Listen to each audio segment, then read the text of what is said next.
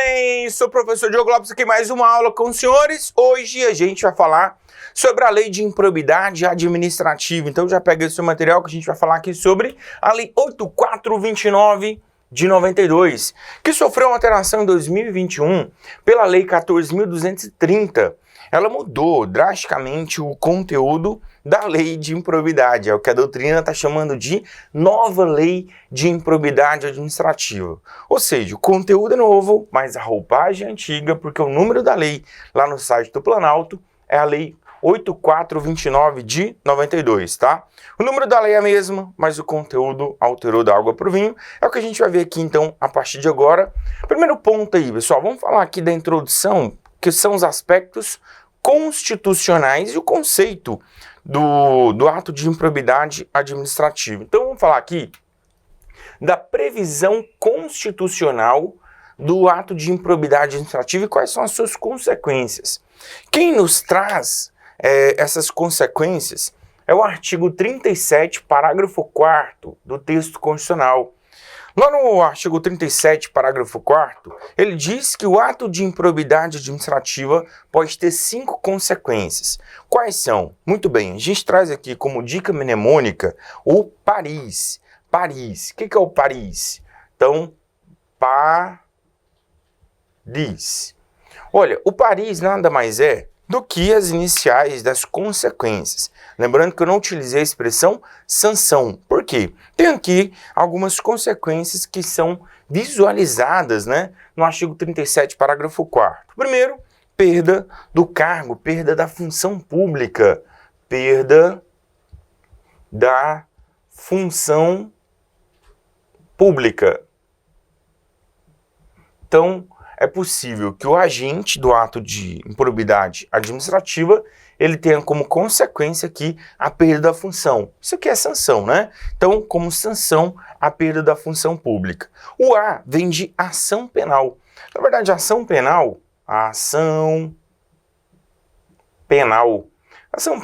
é uma consequência aqui que nos mostra que o ato de improbidade administrativa ele não tem natureza penal. Na verdade, antes da lei 14.230 de 2021, o ato de improbidade administrativa seria processado via ação civil e a natureza do processo era civil, em que pese a gente poder visualizar uma autonomia, inclusive, em outras ações civis de reparação do dano, tá? Mas a natureza era de um processo civil.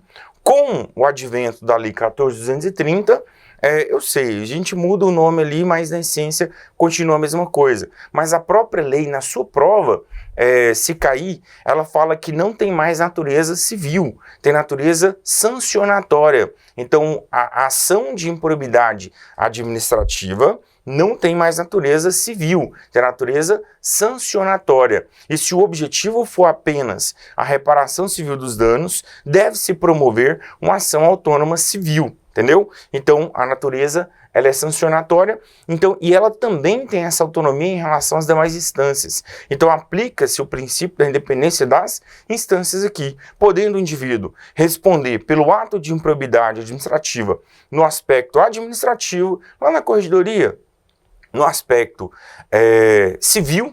Por quê? Se o ato de improbidade violar um terceiro, esse terceiro vai promover ação contra o Estado, muito bem, responsabilidade civil contra o Estado objetiva, o Estado pagando aqui a indenização para o particular, o Estado vai promover uma ação regressiva de ressarcimento aqui em face do agente público que agiu com dolo ou culpa. Então a responsabilidade aqui civil, ela não é em face direta do agente público, é em face do Estado, e o Estado então vai promover uma ação regressiva, subjetiva, né? Desde que demonstre aqui dolo e culpa por parte do agente. Agora, a responsabilidade contra o Estado, ela é objetiva, beleza? É possível que ele também responda criminalmente, se a conduta estiver tipificada em algum crime, peculato, corrupção, E ainda é possível que ele tenha um processo por ato de improbidade administrativa de natureza sancionatória, que é o que diz o texto constitucional. Então ele está sujeito à perda do cargo, ele deve ser obrigado a reparar o dano,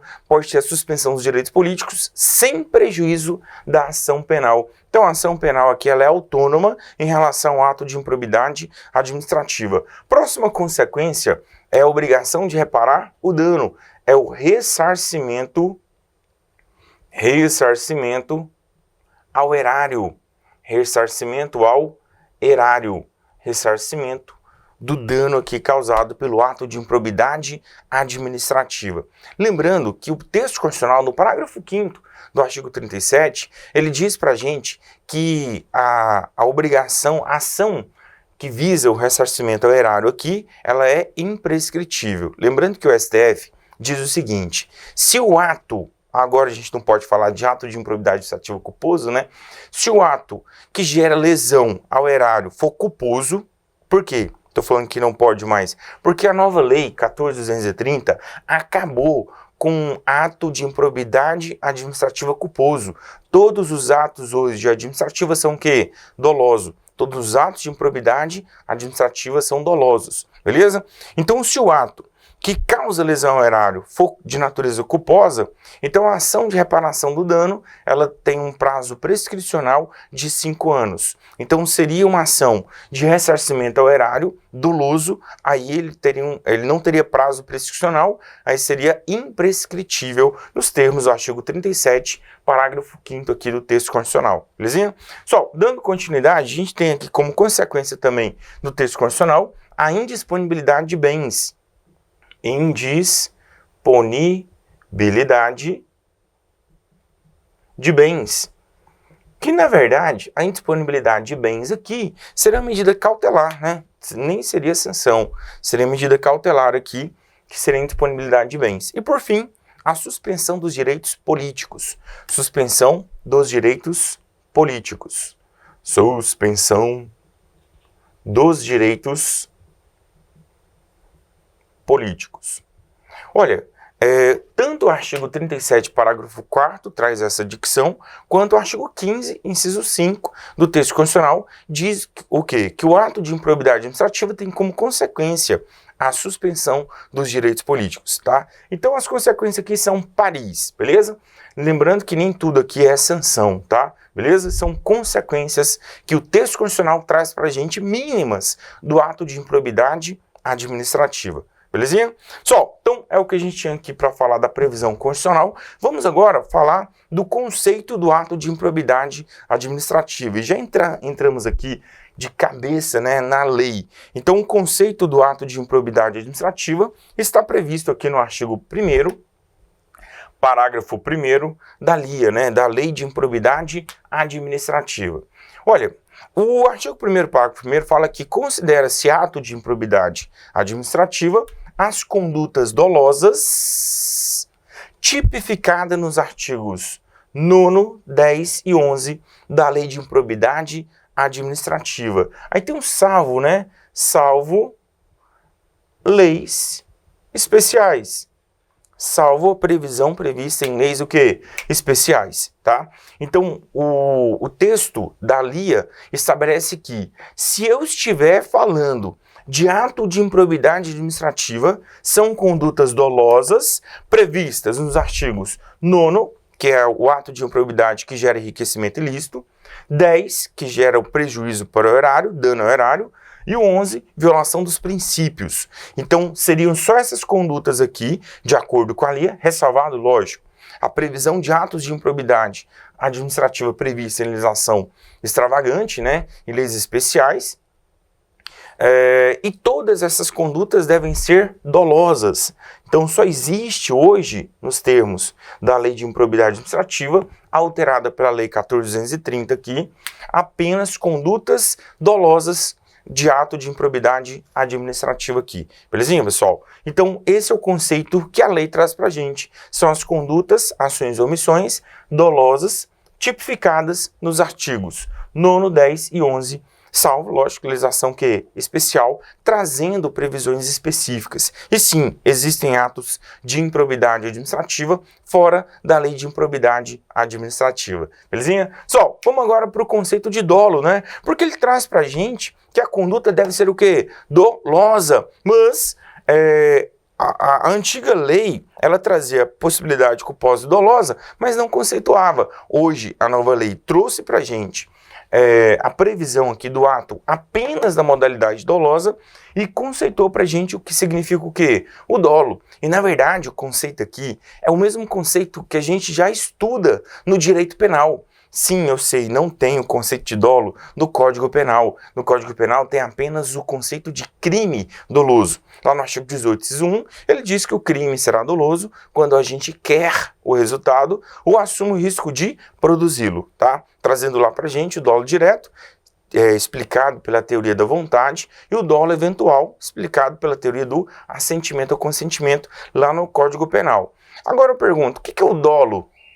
Pois é, a doutrina penalista já conceituava, dizendo que dolo é a vontade livre e consciente de produzir o resultado previsto no tipo penal incriminador. E aqui, pessoal, a lei trouxe pra gente esse conceito. Ele diz o quê? Que o dolo nada mais é do que a vontade livre e consciente. Então, o dolo seria a vontade. Vontade o quê? Livre e consciente de produzir. Então ele vai ter uma vontade aqui de produzir, essa vontade vai recair na intenção aqui de produzir o resultado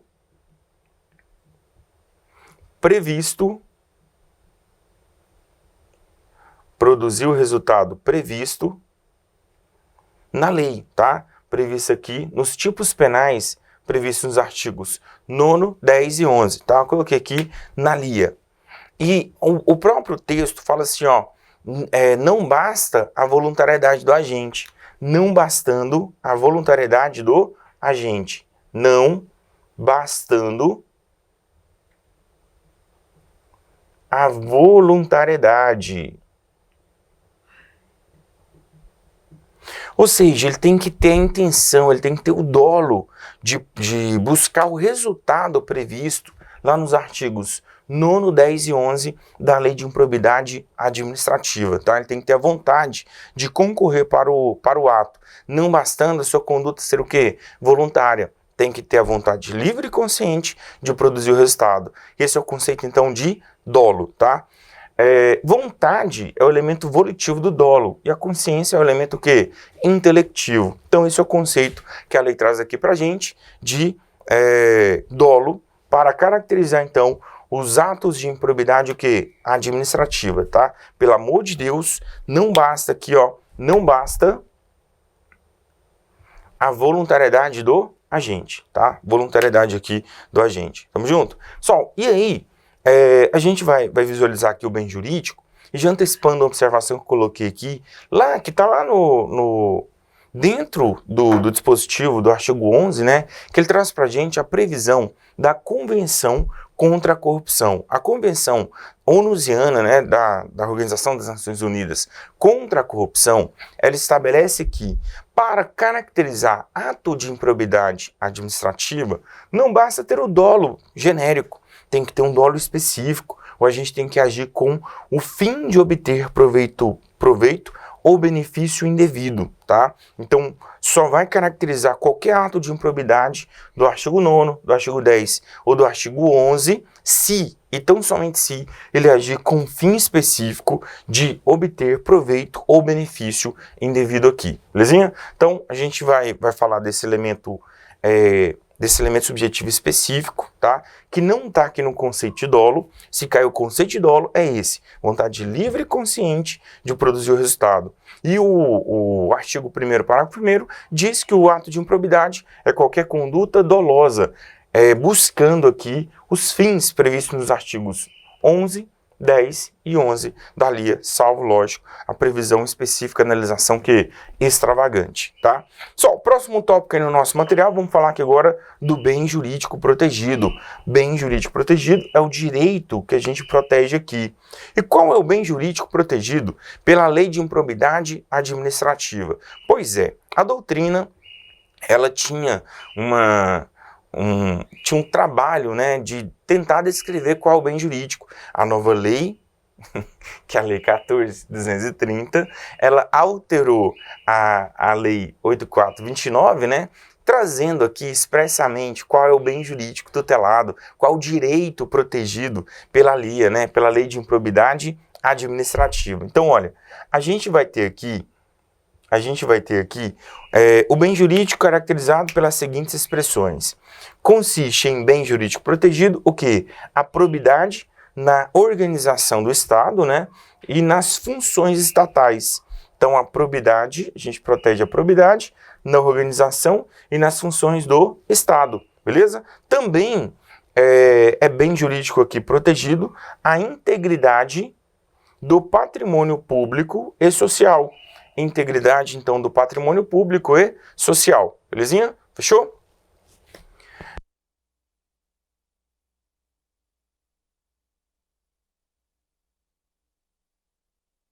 Bem, pessoal, então, a integridade e a probidade na organização da administração e as funções do Estado aqui, a integridade do patrimônio, belezinha? Só, agora vamos àquela observação importantíssima, que ela não foi colocada no início da lei, eu acho que deveria ter sido colocada aqui dentro, né, desse aspecto aqui do dolo, mas eles deixaram para colocar lá no artigo 11, tá? No artigo 11, só que colocaram no artigo 11 essa previsão, só que o texto da LIA diz que se aplica a todos os atos de improbidade administrativa, o que gera enriquecimento ilícito, dano ao erário ou violação dos princípios aqui, tá? Bem, então a gente vai ter aqui um elemento subjetivo específico, porque a lei diz o seguinte: em razão da Convenção das Nações Unidas contra a Corrupção, o ato de improbidade administrativa, qualquer deles, só vai se caracterizar se comprovar, meu querido, se tiver comprovado o fim de obter proveito ou benefício indevido. O fim de obter aqui proveito ou benefício indevido, tá? Então essa frase pode cair na sua prova, tá? Ela decorre aqui da Convenção contra a Corrupção, Convenção das Nações Unidas, beleza? E ela não está no início da lei. Se cair no início da lei aqui, o ato de improbidade tem esse conceito e o dolo tem esse conceito. Agora, se cair a frase que o ato de improbidade, qualquer deles, só se caracteriza se, tão somente se, comprovar o fim de obter proveito ou benefício indevido, o item está o quê? Correto, tá? Tem que agir com essa finalidade. Tamo junto? Bem, dando continuidade aqui, pessoal, vamos falar dos sujeitos. Quem são os sujeitos aqui do ato de improbidade administrativa? Olha, nós vamos falar do sujeito ativo e sujeito passivo, tema muito importante pra gente, tá? Então vamos lá. Sujeitos do ato de improbidade administrativa. E o primeiro aspecto aqui é o sujeito que ativo. Quem pratica o ato de improbidade administrativa? A nova lei que alterou a Lei 8.429, ela trouxe para a gente aqui detalhes maiores, né? E lógico, ela tirou qualquer conduta que o agente pratica de natureza culposa. Então não tem mais negligência, não, tá? Hoje a conduta é somente o quê? Dolosa, beleza? Bem, o agente aqui do ato de improbidade administrativa é um agente público, tá? Então, quem pratica o ato de improbidade, em regra, é qualquer agente público. Bem, a nova lei alterou alguma coisa? Na verdade, na essência, não mudou nada. Mudou na fala, né, na escrita, na dicção. Por quê? O texto da nova lei diz o seguinte: o agente público é agente político,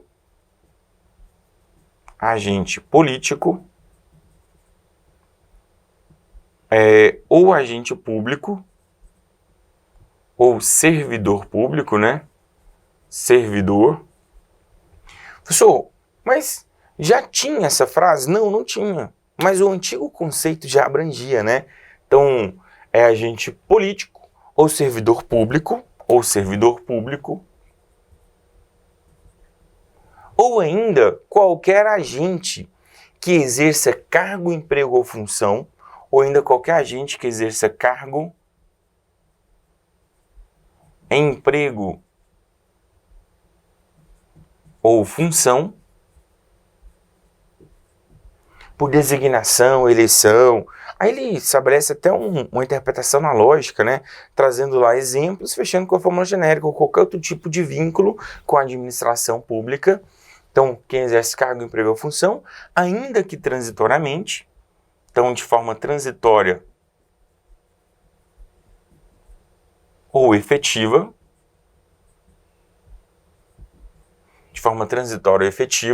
ainda que transitoriamente, e sem remuneração, com ou sem o quê? Remuneração, com ou sem remuneração, tá?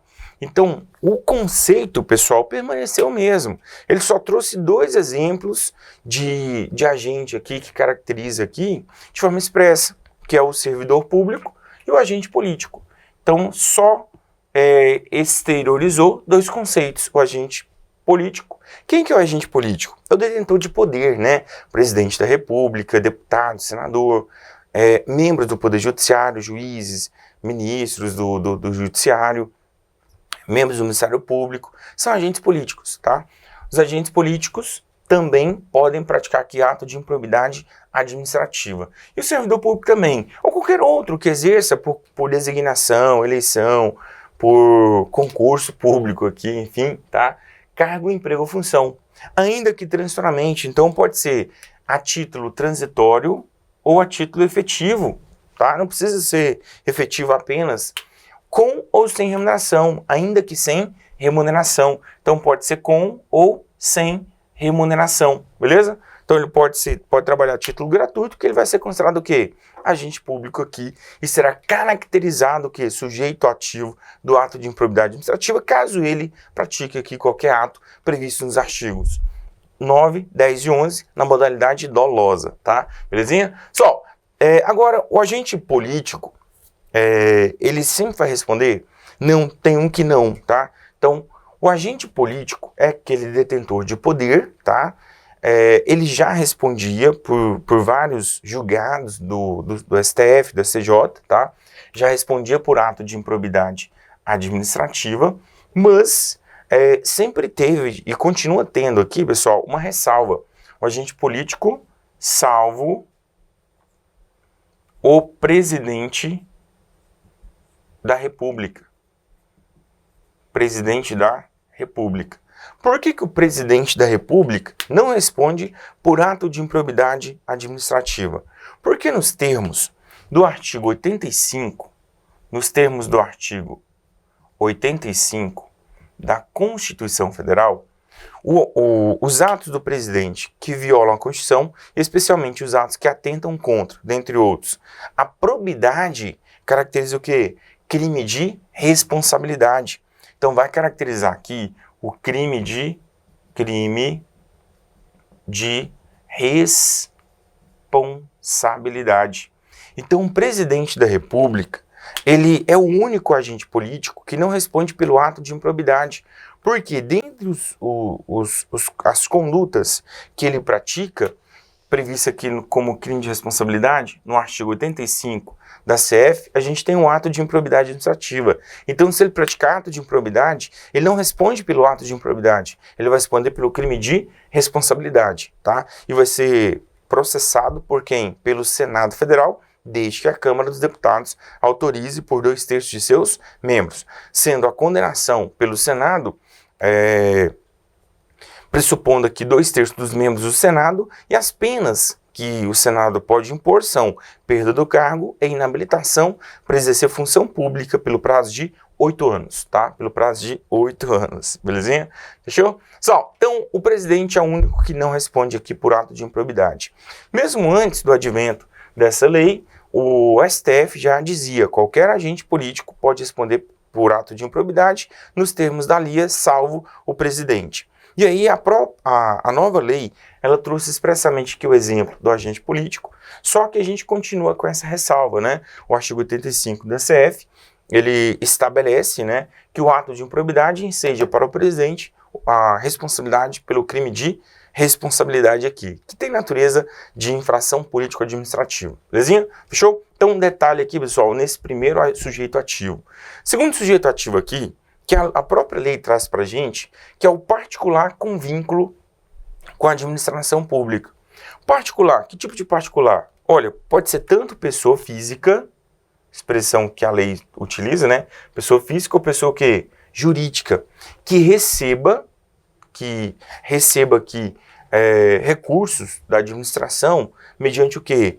Convênio, mediante acordo, mediante ajuste, tá? Então, qualquer pessoa jurídica ou pessoa física que celebra com a administração pública qualquer dos vínculos que a gente vai demonstrar aqui. Quais são os vínculos que essa pessoa física ou jurídica pode celebrar e estará sujeito aqui às sanções do ato de improbidade? Convênio, contrato de repasse, né? Contrato de gestão, termo de parceria, termo de cooperação ou ajuste administrativo semelhante, tá? Ele fecha aqui com fórmula genérica. E as sanções do ato de improbidade estarão aqui abrangidas apenas no que tange ao quê? Ao dinheiro que foi transferido, tá, pessoal? Então, as sanções que o particular com vínculo com a administração pública está sujeito refere-se aos recursos públicos, tá? Então, são aqueles que tangenciam com os recursos públicos aqui, fechou? No que diz respeito, no que se refere aos recursos públicos, o particular com vínculo também responde aqui perante a lei de improbidade administrativa. Nós temos também como sujeito ativo o particular sem vínculo, mas pelo amor de Deus, o particular sem vínculo, ele só responde pelo ato de improbidade administrativa se ele concorreu para o ato de improbidade juntamente com o agente público, tá? Porque o particular, por si só, não pratica o ato de improbidade administrativa. Então, a gente já viu aqui o agente público, aquele que recebe recursos públicos aqui mediante convênio, mediante qualquer ajuste, né? E também é sujeito ativo aqui o particular. Só que o particular, sem vínculo com a administração pública, ele só responde pelo ato de improbidade se ele induziu ou concorreu dolosamente. Professor, na antiga lei estava escrito que também responde aquele que induza, concorra dolosamente, se beneficie, né? Se beneficie já está aqui, inclusive com um aspecto específico, né? E ou age com negligência. Pois é, mas não tem mais ato de improbidade culposo, tá? Então, hoje, o particular sem vínculo só responde se agiu de maneira o quê? Dolosa. Se ele induziu dolosamente aqui, induzir é colocar ideia na cabeça do agente público, tá? Ou concorreu diretamente, né? Com outras condutas, auxiliando ou sendo coautor aqui da conduta, juntamente com o servidor público, ele responde sim pelo ato de improbidade, desde que ele responda juntamente com o agente público. Agora eu pergunto, ele tem que responder no mesmo processo? Pois é, o STJ diz que não precisa. Pode haver o quê? Processos distintos. Esse entendimento do STF, ele está no agravo em recurso especial 1.402.806 do Tocantins. O que o STJ entendeu aqui? Entendeu que pode haver processos distintos. Mas, pelo amor de Deus, o agente público também está respondendo? Sim. O que aconteceu? Houve o início de um processo que tinha o agente público e o particular. Só que já tinha um processo anterior por ato de improbidade contra o agente público por aquele mesmo ato de improbidade. E aí o que aconteceu? Em razão da prevenção, a gente excluiu o agente público do segundo processo, permanecendo apenas o particular. Aí o STJ entendeu que pode sim haver os dois processos separados, cindidos aqui, desde que ambos respondam, né, pelo ato aqui. Então, a responsabilidade do particular está condicionada à responsabilidade de quem? Do agente público, belezinha? Fechou? O particular não pode responder sozinho. Agora, ele pode figurar sozinho no processo? Sim. Por quê? Se tiver a previsão de um processo pelo mesmo ato do agente público num processo separado, sem problema nenhum, ele pode responder aqui, tá, pessoal? Então, esse aqui é o RESP, ele consta de informativo, então é interessante você lembrar desse aqui na sua prova, tá? Bem, também é sujeito ativo aqui do ato de improbidade a pessoa jurídica. Pois é, professor, já tinha dito aqui. Pois é, a pessoa jurídica também responde pelo ato de improbidade. Se tiver contrato de repasse, convênio e tal, e as sanções vão se referir aos recursos públicos que foram transferidos aqui, recebidos, tá? Mas vamos falar aqui alguns detalhes sobre essa responsabilidade da pessoa jurídica. Olha, a pessoa jurídica deve responder sim, só que as sanções aplicáveis à pessoa jurídica, elas devem ser analisadas pelo juiz aqui de forma a considerar os efeitos econômicos e sociais da pessoa jurídica, preservando a sua função social. Então, deve-se preservar aqui, ó, a função social da pessoa jurídica. Para quê, pessoal? Para que pessoas que não tenham nada a ver com atos de improbidade não sejam atingidas, os empregados, a sociedade como um todo. Então, as sanções que vão atingir a pessoa jurídica devem ser ponderadas aqui de forma a preservar a função social da pessoa jurídica, beleza? Então, deve-se considerar os efeitos econômicos e sociais para a PJ, para que os empregados e a sociedade como um todo não seja atingida pela sanção do ato de improbidade, e sim apenas aquelas pessoas que concorreram diretamente aqui.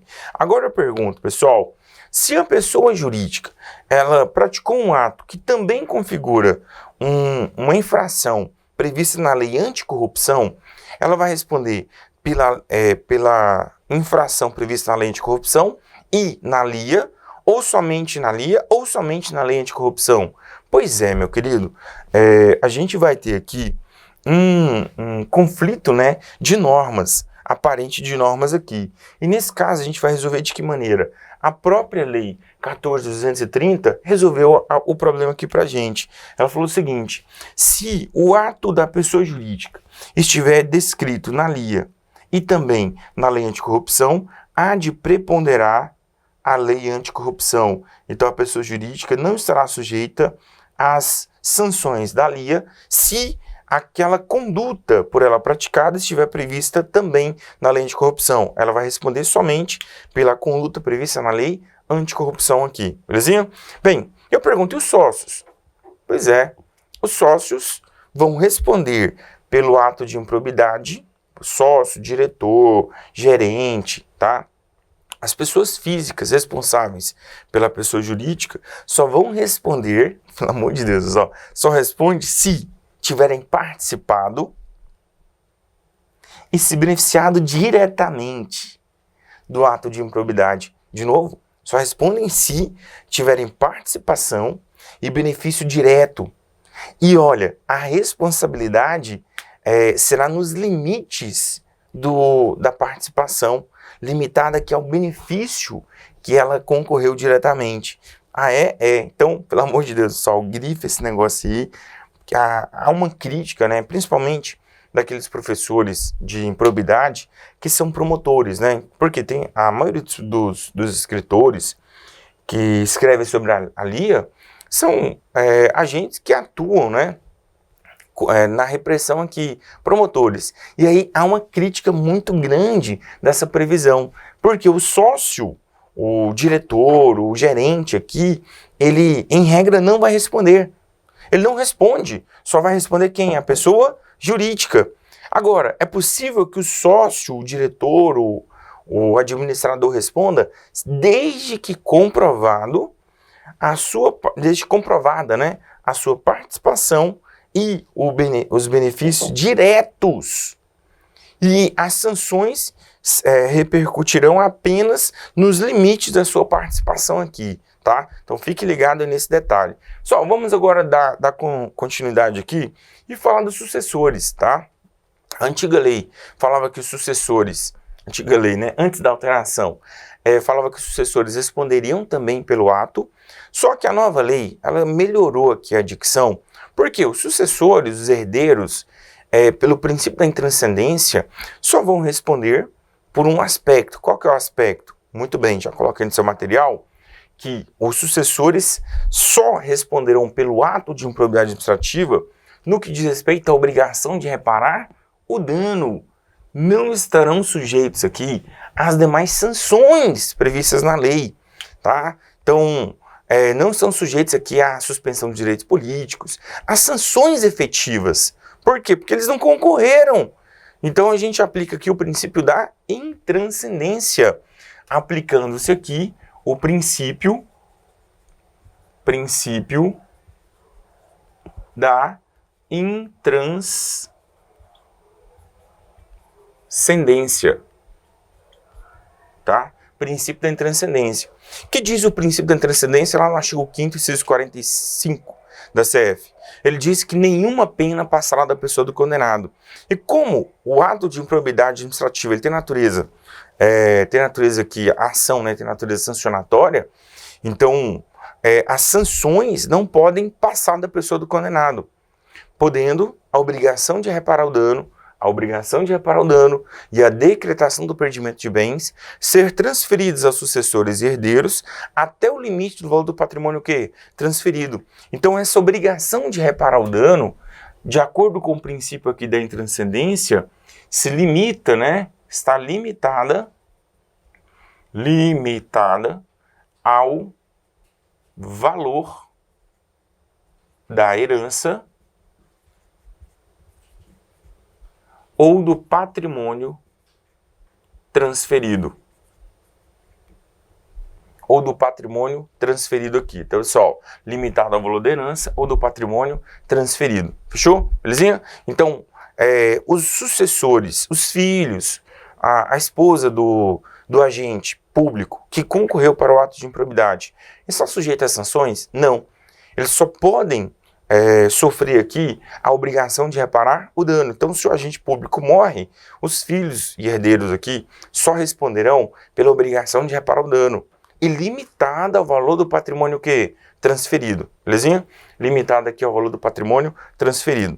Agora, essa sucessão da obrigação de reparar o dano também se aplica no caso de sucessão empresarial. Então a gente aplica o mesmo tratamento no caso de sucessão empresarial, beleza? Quais são as hipóteses de sucessão empresarial aqui? Olha, a gente tem a alteração contratual, a gente vai aplicar aqui a transferência também da obrigação de reparar o dano, transformação, cisão, que é no caso de divisão da empresa, tá? Fusão ou incorporação. Agora, muita atenção que a ALIA fala o seguinte: nos casos aqui de fusão e incorporação, nos casos de fusão e incorporação, a responsabilidade pela obrigação de reparar o dano está limitada aqui nos termos do princípio da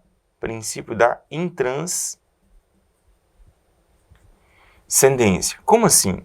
Supomos que tem uma empresa X que foi adquirida, foi comprada por uma empresa Y e elas vão ser fundidas ou haverá uma incorporação. Aquela será incorporada a essa, tá? Se houver incorporação, aquela será incorporada a esta, ou fusão, as duas vão se unir aqui. Aquela que não tem nada a ver com o ato de improbidade, ela só vai responder pela obrigação de reparar o dano e limitada ao valor do patrimônio transferido. E nesse caso, ela só estará sujeita à obrigação de reparar o dano de forma limitada ao valor do patrimônio transferido aqui. Fechou? Salvo, aí o texto da LIA fala o seguinte, que nessas hipóteses aqui, ó, de fusão e incorporação, é possível que elas respondam pelas demais sanções previstas na lei, se comprovado o quê? Simulação ou evidente intuito de fraude.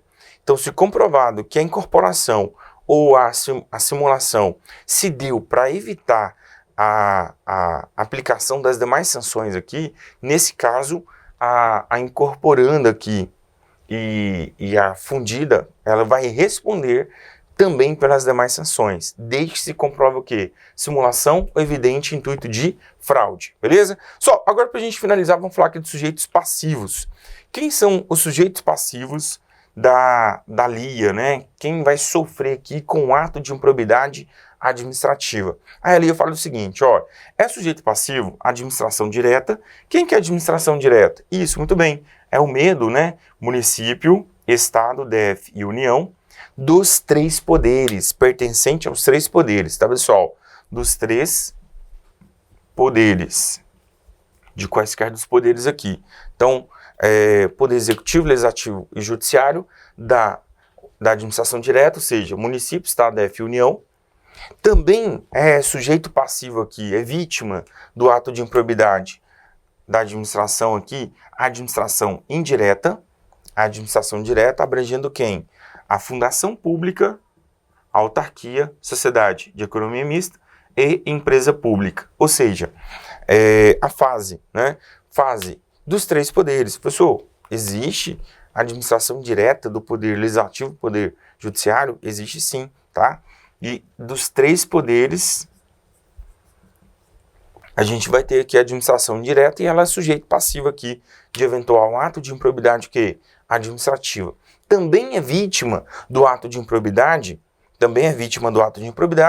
entidades privadas que recebam, entidade privada que recebe o quê? Que vai receber subvenção, dinheiro, né? Benefício ou incentivo fiscal creditício do Estado. Então, eles vão receber aqui da administração direta ou indireta de quaisquer dos poderes, tá, pessoal? Então, nesse caso, se recebeu do Estado incentivo, benefício, creditício, fiscal ou ainda subvenção, e aí vai abranger tanto a administração direta ou indireta aqui, também é considerado o quê? Sujeito passivo do ato de improbidade administrativa. E por fim, a gente vai ter aqui, ó, a entidade privada. Professor, já não tem aqui? Pois é, só que nesse último caso, é uma entidade privada cuja criação, custeio, o erário tenha concorrido ou concorra, né? Haja concorrido ou concorra no seu patrimônio ou tenha concorrido ou concorra no seu patrimônio ou receita atual, tá? Se o Estado concorreu no seu patrimônio, nesse caso, também essa entidade privada será considerada o quê? Sujeito passivo. Só que nesse caso tem uma observação específica. Então, essa observação que eu coloquei aqui, pessoal, ó, vai servir para essa quarta hipótese, sujeito passivo aqui. Por quê? Porque nesse caso dessa entidade privada, ela vai ser vítima se houver ela vai ser vítima aqui e o ressarcimento de prejuízos será limitada à repercussão, tá? O ressarcimento aqui dos prejuízos será limitado à repercussão do ilícito sobre a contribuição dos cofres públicos aqui, tá? Então, ela é sujeito passivo e o ressarcimento vai ser limitado aqui à repercussão do ilícito sobre a contribuição dos cofres públicos. Fechou? Belezinha? Só, assim a gente finaliza essa primeira parte da Lei de Improbidade Administrativa, tema muito relevante, houve várias mudanças aqui, então fiquem ligados, tá, pessoal? O principal deles é que o ato de improbidade hoje, ele só pode ser praticado na modalidade o quê? Dolosa, tá? Belezinha? Então a gente viu aqui os aspectos constitucionais, falamos também do conceito de improbidade, o conceito de dolo, o bem jurídico protegido que hoje está expresso, né? Falamos aqui também sobre sujeito ativo e sujeito passivo do ato de improbidade administrativa. Nos encontraremos na próxima aula. Até mais e tchau!